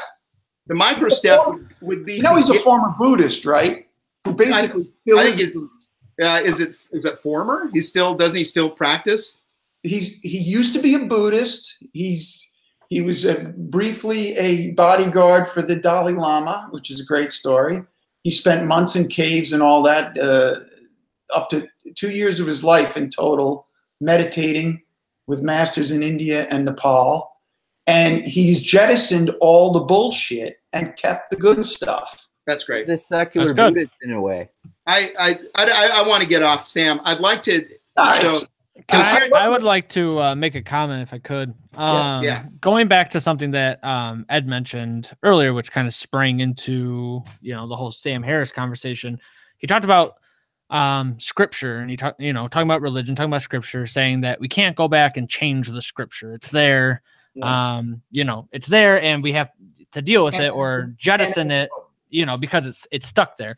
And I would like to claim, and I think it's relevant to the Sam Harris conversation as well, which is that on top of the scripture is 2,000 years of tradition. And what tradition is a human cultural evolutionary technology within all of us, to either correct, respond, or continue the work of those before us. People teach us, our parents teach us things, and we either continue it, correct it, or respond or change it. That is, in small ways, tradition. But you have these things like religion. I know. Let me just finish the point. All right. So you have this thing like Christianity, which has 2,000 years of tradition, which at this point today, it's gone off in all these different branches, correcting for, like you said, the passages that we can't get past. And what I want to say, going back to a comment I made even way earlier in the beginning is, how we do philosophy, how we do reason, how we do science, how we do anything is all going to stem from our anthropology. What do we think human beings are? What kind of beings do we think human beings are? And for me, I accept the fact that we are cultural, traditional beings. And by traditional, I mean that we work off of the ideas of those before us. We take what's good, like you just said with Sam Harris. He took what was good, he jettisoned what was bad, corrected some things, reinterpreted some things so that you can still use some of the practices while, remaining, using secular language perhaps. But he's reinterpreting according to the experience of his modern life, and that's what tradition does. That is the technology of tradition, is that in every generation, they're living within a new cultural environment, and not even just cultural, but, earlier I was talking about all the different realms of human reality. It's a different culture. It's a different material world. The world has changed in all these different ways. And so our, dogma, like you said, has to change. Otherwise, we won't be best fit for the environment overall. Right. And when people realize they schism, they go off in these different directions, and the best culture wins, But here's the so I would say that tradition is a corrective technology to culture. It arose, tradition is a concept that emerged, or it emerged from our human lives without anyone thinking about it. And so finish your thought. I was just going to say that I think that thinking about human beings as traditional or, cultural human beings, I think we can have a more intelligent conversation about religion and the scripture and the dogma. And Sam Harris, as an example, atheism as we know it today is a very recent, I would say, tradition. It's about 100 years old. You have these people throughout history that are exceptions to the rules, but there hasn't been the kind of atheism that we understand it now, just like there hasn't been fundamental Christianity for that long either. It's about 100 years old. Yeah, atheism been around a long time. But let me ask a bedrock. Well, people have not believed. Should anybody care what's in the Bible? Why should a lot of people care? Or what? Why should anybody care what's in that particular book? Well, if for nothing other than sheer intellectual curiosity. I mean, it's one of the camaraderie, one of the most impactful. Other than right, I've read it too. I mean, I understand. I understand that. And there's nothing to fear about it. I mean, you can read it and then you can go, okay, that's bullshit. Okay, that's interesting. Okay, bullshit, bullshit, interesting, bullshit, bullshit, interesting. Right, yeah. So what I'm saying about tradition is that if you're an empiricist and you realize that people throughout history, at least for the last 2,000 years, have been Christians and have worked from that understanding, and it got us successfully to the point that we are now, you might stand back and think billions of people for 2,000 years have lived. People could be wrong. Yeah, that's true, but it's worked to a certain point. Book. Certainly, yeah, but I guess I'm just more respectful of traditions that are 2,000 years long. When I'm only 25, you can take any body of work that has endured through the centuries, and it's very easy now, from our perspective, to look at it and be able to norm those norms, right? And say, okay, well, this prohibition against shellfish, obviously, that was adaptive at a given time. because people were dying unnecessarily. Why that had to go into scripture? Why that had to get how to get tied into religion? Who knows? That was all that was available. They didn't differentiate at that time between government and religion. So that was just kind of an adaptive way. It was a mistake. But we can look at any of that now, and we're not.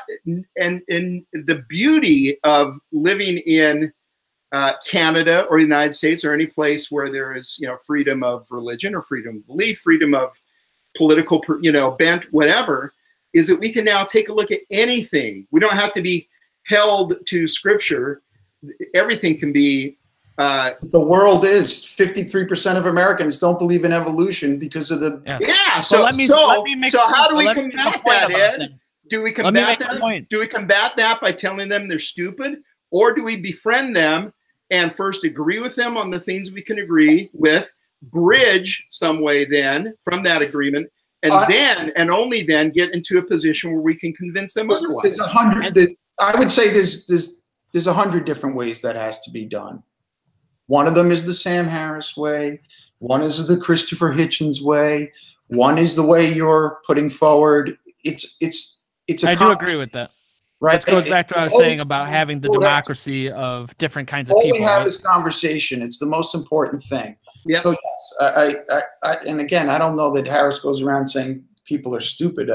He's pretty dismissive, and I get it. It feels great. It's very, very temporarily satisfying to diss someone like that. No, it's not. And I have laughed my ass off. There's a reason why I get his audiobooks is because I do enjoy that, and then I go, yeah, but is that? I want people to be able to take. You're in the camp already. No, he's converted lots of people, and again, it doesn't have to be about him. There needs to be a plurality of voices. I agree. To persuade people away. I am a pluralist. Harmful beliefs. I just want Sam. I want Sam to get more effective. That's all. That's fine. Yeah. I mean, again, he's one guy. Yeah. But your point's taken. I agree with that. That's why you got to listen to a player. But again, I listen to this Atheist Experience show with Matt Dillahunty, and people call up and say they have proof for God, and then the guy starts talking. And it says right here in the Bible, the guy thinks the book is proof for something. Okay, right. But that's what I'm trying to do. I'm trying to correct those people. I know. That's my job in this conversation. Right. I understand that, and that's why we're allies. I mean, we need to deprioritize that book and put it next to The Idiot by Dostoevsky and all of these other interesting minds that wrote about this stuff, and realize that book is just older. It holds no more or less wisdom, etc. You could argue that the stories are honed over years. Jordan Peterson's opened up my mind on that, and I'll agree with that. But again, these people think it's a fucking magic book. They're condemned to a life of fucking ignorance. That cannot be a thing. Well, Ed, I love your impulse that being condemned to a life of ignorance is nothing we would wish for anyone, right. And so I love that. We all agree on that. That you have that motivation. 53% of Americans reject the most proven fucking thing in science, the cornerstone of biology. So let me tell you, as a career law market researcher, Ed, yes. But what is the strength of belief there? And right. I get it. And it's dumb. It's everything. They were brainwashed nonsense from the. No, but I understand. But decompose that 53%, Ed, and you've got more than half of that, or 2/3, I would guess. They kind of go, yeah, it's just kind of what I was taught, and I don't give a shit. Yeah. That's very most people I know are like that who are religious. But we talked about that in a past episode where I was talking about my own definition of belief coming from my own pragmatist perspective. That when I look at belief, it's a habit towards action, what you are willing to act on, an orientation for behavior. which has been extremely helpful thinking about these things, because there's tons of Christians who believe in supernaturalism, who believe in miracles, but when their when their kid gets, hurt, their leg gets hurt or broken, they take them to the doctor. They don't pray. They may pray as well, but they take them to the doctor. And so for me, I'm like, okay, your behavior is saying what you truly believe. And that's always the base test for me, because I think that that's the most useful.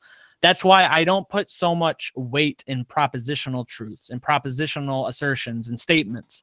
I look to behavior, I look to the consequences of people's beliefs rather than the propositions or the things they say. And the world is filled with negative consequences because of these beliefs. I mean, look who's lining up for this Kavanaugh.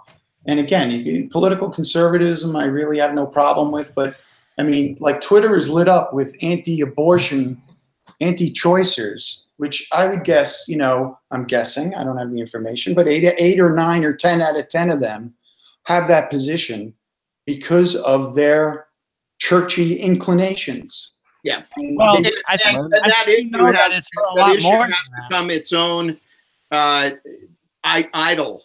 Your stance on that now is its own shibboleth. Right. For in-group belonging. And it's way out of proportion to what it actually is. And again, what you'll find, Ed, is that among Christians who have moved up in stages of faith, who are beyond level 3, starting to get into level 4, level 5, where they land on abortion is very different. And so the argument is not, the argument is, how do we help people develop? How do we help people grow? How do we make it more attractive for people to seek out different thought that can still honor and incorporate where they've been while discarding those facets of it that are no longer adaptable? First of all, we start taxing religious organizations so they don't thrive. I don't disagree, actually. Yeah. All right. So that wouldn't be my first move. I think that's a move at some point. That's not the first move, Ed. Paul Dawkins, I'm interested to know where they ever got this charm status. Why do these religious organizations have fucking charm status? Fuck you. You don't get any more charm status than anybody else. Well, I get that, but how long do you want to spend fighting about that and just recognize that that's where it is? Dude, the Supreme Court wants to fucking overturn Roe v. Wade, for God's sakes. I know. It's alarming. I get it. I mean, if there weren't things at stake, and we don't have to reference the 19 hijackers and all that entails. I mean, people have forgotten about that. I saw it live, whatever. Maybe that's my backstory. I mean, this is the power of those beliefs where you can do immoral things, unethical things, but based on your belief, they're completely reasonable and the right thing to do, right? Yeah. I mean, this is the problem where when you get away from secular humanism and the idea of human and animal well-being being the end game of morality and ethics, and swapping that out for the ideas in a holy book that was written 25 centuries ago. I mean, I'll quote Harris again: we can either have a 21st century availing ourselves of everything we've come to learn in the last 25 centuries, or we can put the conversation in a fucking Iron Age fucking book of philosophy. I agree. And then I just want Sam to take the next step and realize that emotion and love. Dude, it's all he talks about. You need to listen to him more. I probably do. I'm probably guilty of essentializing Sam Harris. Point's taken, but he talks about compassion endlessly. So here's the deal. If I had 2 ways forward, and I'll take your point on plurality, and I'll be really obvious, like it's not already totally obvious. If I had to choose Daryl Davis's way forward or Sam Harris's way forward, I would love to have a whole lot more Daryl Davis's, and I want to be much more like Daryl Davis. Me too. And I want to stretch myself. I want to make myself uncomfortable in approaching people who have some of these horrible beliefs that are really hurting a lot of people. And I can certainly use a lot of what I learned from Sam. I've got Sam in my toolkit. So in my coming on strong But the thing is, with regard to Sam, that's not totally fair. I'm just trying to add. I get you, dude. But the Catholic Church is responsible for the generations of rape and torture. That's right. So how do we align? So what are the leverage points? How do we align with those voices within Catholicism that could actually help change it? How can we strengthen the assisters and weaken the resistors in any worthy effort? That's what we need to be freaked out about. Yeah. And yes, it's horrible. Got it. We're there. Sold. Now, what are we going to do about it? How do we promote those levers of change? That's what it's all about now. I guarantee that Catholics, the everyday Catholics, the laymen, they believe in God, and they are part of that Catholicism, but they don't wish, I guarantee they don't want to be lumped in with that reputation. They don't want to be lumped in with everything you just said, Ed. And so they are going to listen to the first articulate person, who is engaging with their tradition, saying, okay, here's a way forward. Here's a way out of, all this nonsense that we've been allowing to happen. It's that's like the power of tradition and engaging with it. It's like our friend Alex Bello in Mixed Mental Arts. I'm not 100% sure, but I think she either still considers herself a Catholic or she's still at least a little bit involved with the church. And she's like, she doesn't fall into that category at all of like Catholicism being really bad, because she has like a similar understanding to Hayden in a way that these are useful metaphors and you don't need to believe any of these beliefs that seem to be very harmful. Yeah. I actually got to get going, guys. Yeah, I got to wrap it up too.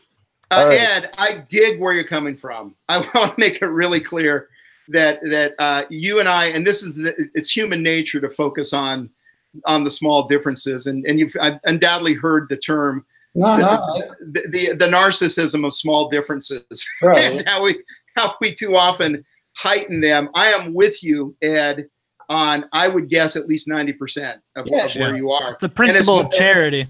And it's more, and now it's just more about how can we be effective? How can we actually persuade these folks? Yeah, we need. Yeah, I mean, you're addressing stylistic changes to make the message more agreeable, and that people will consider them more. I mean, the goal. You say, what? I know we got to wrap it up with the. How do we do it? Well, push for secular humanism, push for separation of church and state. I mean, I live in a country that's 90%. We live in a country. Andrew accepted, that is incredibly religious, and yet I want separation of church and state. Whatever people do, I wasn't against the building of the mosque next to Ground Zero. I thought it was ridiculous. I mean, why is this even? This is America, for God's sakes. If they have the money and they have the people that want to do it, we're not going down that road, dude. We are not going to turn into those kind of people. We have these freedoms. And that guarantees my freedom and the other side's freedom. And we just continue to have that conversation and get the world to understand. And that was Harris's book with Majid Nawaz, where Majid's point was if you could separate the politics from the religion, a lot of the problems in the Middle East could go away. I mean, whether it's Islam and the future of tolerance. Yeah, so that's what we need to argue, and it's fun to argue. I mean, I want to hear more about Mormons because I'm just fascinated with the crazy shit. I mean, how anybody could think that guy knew anything. I mean, it's just. I mean, I couldn't make up a crazier story. I mean, no, Scientology beats it, I guess. But Ed, we'll do our own episode at some point. Yeah, and they're the loveliest people. They don't harm a fucking fly. I mean, again, I wanted to talk about missionaries because I have to say I got a huge problem with missionaries. What do? They go there with their fucking Bible. They're spreading more bullshit. Well, and a Book of Mormon, Ed. Or a Book of Mormon. No, and both. A terrible, even a worse plagiarism than the Quran, even a more. Oh, I love it. I've actually been working on a pragmatic argument for missions, even with what you just said in mind, which is I've just been I just listened to a podcast. this guy, this scholar just wrote a book on, doing a study on missions, specifically Christian missions into, other countries from the West, and showing how, if not the missionaries themselves, their children especially become changed by their multiple cultural experience and become way less radicalized, way more liberalized, and all these different things. So if anything, these people going over with this idea of, I have the message, I'm going over to preach it, they themselves are transformed from their experience. And I know a lot of missionaries who can attest to that. I'll have to affirm, I am much more of a pluralist, metaphysically, politically, etc., because of my time in Ecuador and seeing the reality there. And that's where, a lot of compassion. Ideals that didn't have practical value, you just had to kind of go, well, okay, we're just going to kind of bracket them for a while. Mm-hmm. How do we help these people? And so I'm always grateful for that experience. Well, Adam, now you got to go back there and tell them, listen, I was glad I helped and it was incredibly rewarding for me, but I want to wholeheartedly apologize for pushing a bunch of bullshit on that would be good. I want to let you know that you can abandon all that nonsense and get it all without believing anything on Instagram. I would like to do that myself, actually. Hey, Andrew, how about one just quick summary statement from each one of us? Can we do that to close out? Sure. For the record, it is pretty religious in Canada here too, especially where I grew up here, because I got told by some fundamentalist Christians when I was a kid that I would go to hell if I don't believe in Jesus. But great. I think we should all evangelize the message of Daryl Davis. That's my evangelical statement. Love is better than hate, right? Well, I'll just offer mine. And no matter where you want to source this from whatever tradition, love is the way forward. And I think real love is wise. And it is discerning, and it's not naive. It cares enough to actually battle test what it would bring forward, how it would actually act in the world. And I am concerned that our country has a shortage of love right now. And I think we would actually make more progress on our political differences if there actually were more love. Well said. Mm-hmm. Well, I'll second that for sure. And I agree with all of that. I would say that you can have all these things that we want, that we all are pointing towards, without believing nonsense that works to separate us. Right on. And admitting that you don't know something, there's nothing wrong with it. My conversations with believers, they have an incredibly difficult time because they've been introduced to questions about the meaning of life and why we're here, and they seem to demand answers to questions that are either bad questions or questions that can't be answered because it's a question that isn't a valid question. And better to focus on pragmatically, to use the word again, and to be intellectually honest about what we know and what we don't know, and to be humble, and to recognize ultimately that our goals are much more shared than we talk about, and we need to do a hell of a lot more than that. Right on. Yep. I totally agree. Thank you. I would just reiterate a point that I made a couple times, which is the basic idea that what you believe about the human being will materialize in your behaviors, in your philosophy, in all of your actions and practices and views. And so what you believe in what the human being is capable of is going to, materialize in your politics and how you go about trying to persuade people. And so I think that believing that people are capable of the best, capable of the ideal, capable of making positive change is a prerequisite to actually engaging with them in a positive way.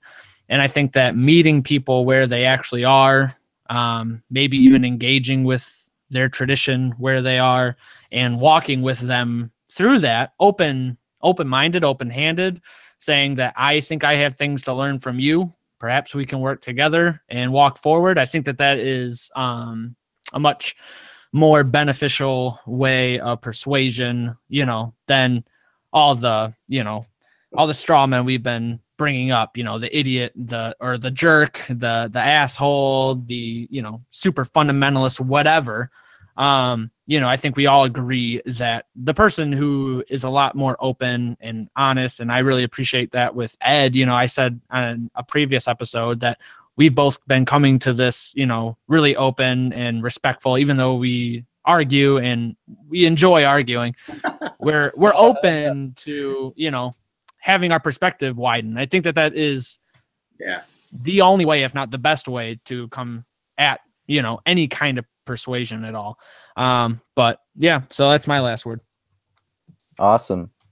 Yeah. Andrew, thank you so much for creating this venue, man. This is fantastic. Thank you so much to all of you for participating. I really appreciate it. This was a lot of fun, and I hope we can do it again. I've said this before, Andrew, to a lot of people out of your presence. You are doing an incredible job being a connector and bridger of other people. You obviously get like a lot of satisfaction out of it, and I think you're doing a really good job, and I really like that your show is kind of becoming that, because I don't think there's a lot of connectors out there who are creating a space to bring other people, not just to spout your own ideas, which is very philosophically humble of you, which I really appreciate. So I thought I should just say that. Thanks a lot, man. I really appreciate that. So yeah, I'll just say all the stuff I like to say at the end of my videos here, and then you guys can give any plugs you want there. I'll also add the ones that I've added to our previous videos, Ed and Hayden, the links that I've added to our previous ones, and I'll add the I think the links that you gave me the last time we talked as well, Adam. So yeah, like I always say, thank you everyone so much for watching another episode of the Mindgasms podcast. This was a really fun conversation. I hope we can all talk again, and separately and together. And yeah, I really am trying to create a space where I can just bring people together to talk about different ideas and different perspectives. So it's really great to know that people enjoy that as well. So and yeah, so I thank you everyone so much. To anyone else who wants to subscribe to this channel, that really helps me out a lot. Anyone who wants to contribute to me on Patreon, I appreciate that as well. And like I always say, I love you all. Keep being the tiny beam of light that shines through the almost impenetrable darkness in the universe. And always remember this, most importantly, the funk cures all. And keep having mindgasms. All right. You guys want to give any plugs there before we go? I'm Sam's Bulldog. Find me on Twitter at Edward M. Kennedy 2. That's Sam's Bulldog at Edward M. Kennedy 2 on Twitter. And I'm on YouTube as Sam's Bulldog. Find me there. Thank you. Thanks, Ed. You can hit me on Twitter at Hansen, ADHANSEN. The book is Outsmart Your Instincts, How the Behavioral Innovation Approach Drives Your Company Forward. Also have some episodes on the Outsmart Your Instincts podcast. And it's good for me. I'm happy to talk to anyone. Yeah, I would particularly love to hear from anyone who really disagrees with something that I said during this podcast. Awesome. I am the host of Pragmatic Christian Podcast. You can find that on iTunes or any of the other streaming apps or whatever. The website is pragmaticchristian.com. All the podcast episodes are there, and articles are coming soon. You can also find me on Twitter at Hayden the Bruce. I almost forgot what my tag was. I changed it fairly recently. At Hayden the Bruce or at Pragmatic Christ is the Twitter for the podcast and website. And you can find me at all those places. All right. Awesome. Thanks, guys. And thanks, everyone, so much for watching. And keep having mindgasms and mindgasming all over the place. all over everyone. And yeah, keep doing that until next time. And Right on. adios, everyone. Ciao, ciao.